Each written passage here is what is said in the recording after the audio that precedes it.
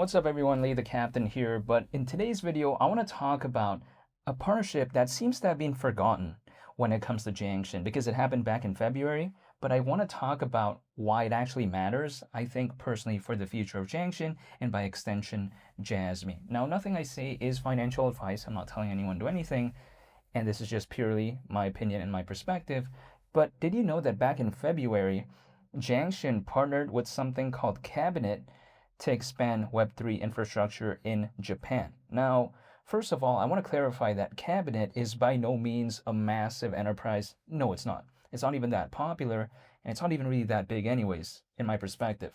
Like, it's just not really that well known. But we have to take a look at, even despite that, why this could maybe matter for Jiangshan and again, by extension, Jasmy. Well, it's because, again, the core intent of this is to expand Web3 infrastructure in Japan. So the thing is, this could matter maybe for future enterprise adoption. Furthermore, I think it adds something towards their quote-unquote resume, right? Because sometimes when these large enterprises want to partner up with something, they do want to take a look at the track record. Sure, Cabinet may seem irrelevant to a lot of people, but at the same time, the small victories, sometimes they do add up. It sometimes does build upon bigger ones later on down the line. So I do find this to be actually a pretty beneficial thing when it comes to Jiangshan, because we do know that Jiangshan is very focused on AI. It's an incubation project under Jasmy, and it's a layer 2. So of course, if let's say something good were to happen to Jiangshan, by extension, Jasmy is affected too. That's just my point of view. Now, not to mention as well, if I take a look at Jiangshan, people are going to say, but no one really cares about that, and no one really cares about this.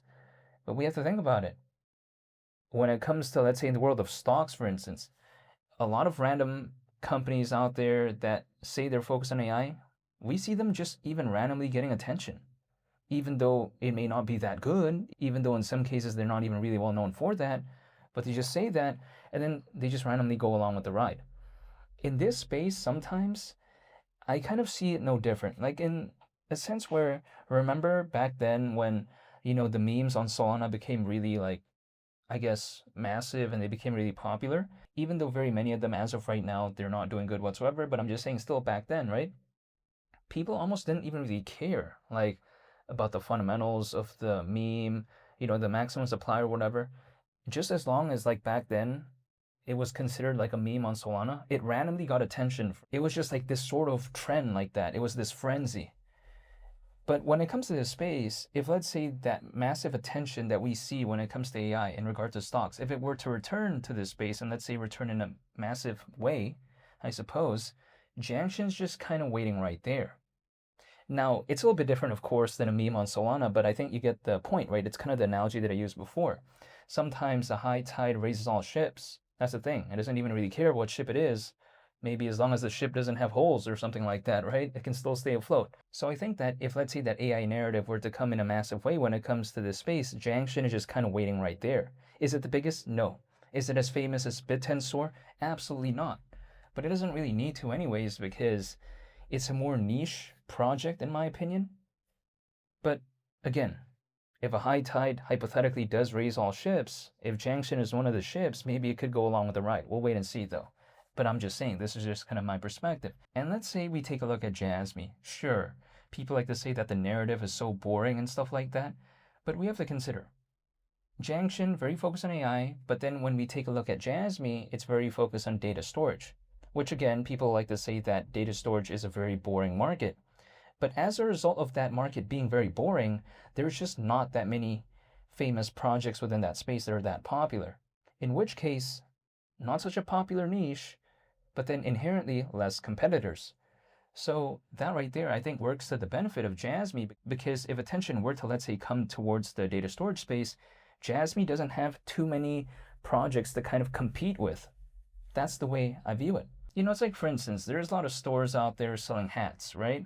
But imagine if one store only specialized in hats with the propeller on top, I don't know, I'm just making a random example, but I'm just saying, inherently, because that's so niche, the demand for maybe a hat with, a propeller on top, maybe because it seems so niche, just because that niche doesn't have that many competitors, again, if a store happens to specialize in that, they're kind of one of the few. When I take a look at Jasmy, I kind of view it no different. It's kind of like that store that sells a hat with a propeller on top, specializing in that, but then for this space, which may not sound like such a positive thing, but if we think about it, at the end of the day, inherently, it just doesn't have that many competitors. Like, its main rival, so to speak, is Filecoin. And okay, sure, Filecoin is pretty massive. It's bigger than Jasmy as of right now. But it's not like Jasmy's under such stiff competition. That's just my point of view. Within its own niche, of course, when it comes to data storage. But granted, though, when I take a look at Jasmy as well, at this point, when we take a look at an almost 32% recovery in the past 30 days, I don't view it as such a bad thing.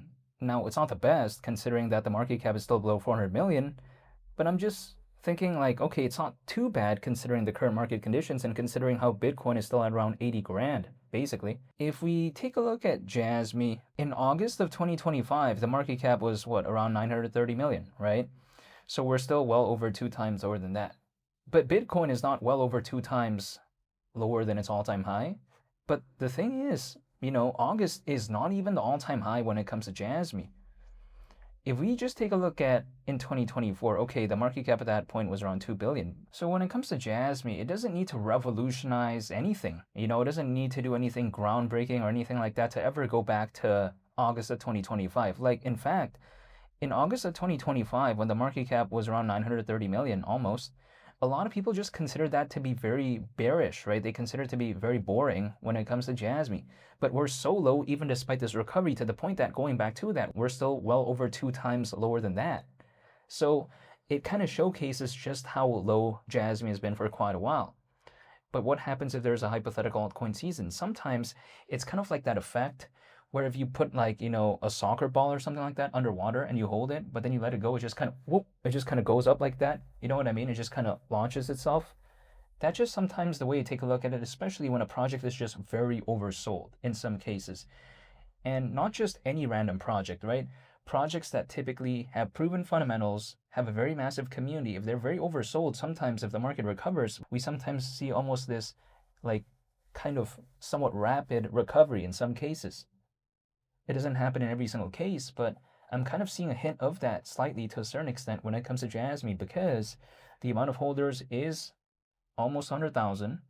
Jasmy is a very established player when it comes to data storage within this space. It's been around for years, not to mention people do often like its presence in Japan.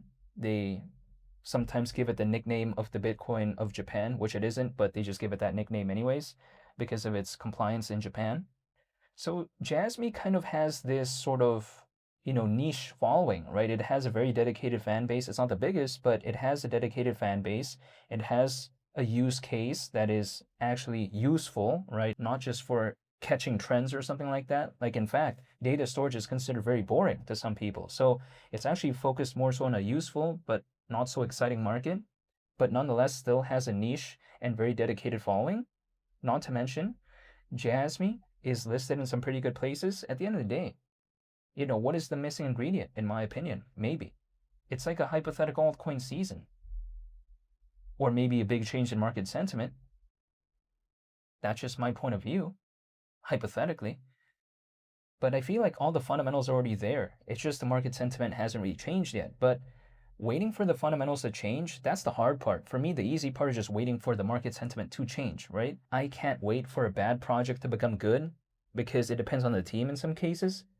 But I can wait on the market sentiment changing because that's not, contingent, right? It's not just because of Jasmy's team the market does well or not. Jasmy's team has no effect towards the market in any sort of significant way, in my opinion. So that I don't mind waiting for. Like the market sentiment changing, I don't mind waiting for that. But I would like to preferably wait for a project that I like fundamentally. That's the thing. It's like, for instance, if I'm waiting for a car to arrive and it's a very reliable Toyota, then I don't mind. But if I'm waiting for like some random car that broke down 52 times or something like that, like, what am I doing, Like, I don't even want to wait for that. That's just my point of view. So when it comes to Jasmy, I view it as I don't mind waiting because I like the project's fundamentals. But I just want to say thank you for watching. I'll be sure to make more updates moving forward when it comes to Jasmy, so hopefully y'all stay tuned for that. It's been Lee the Captain. I'm out. Peace. Bye.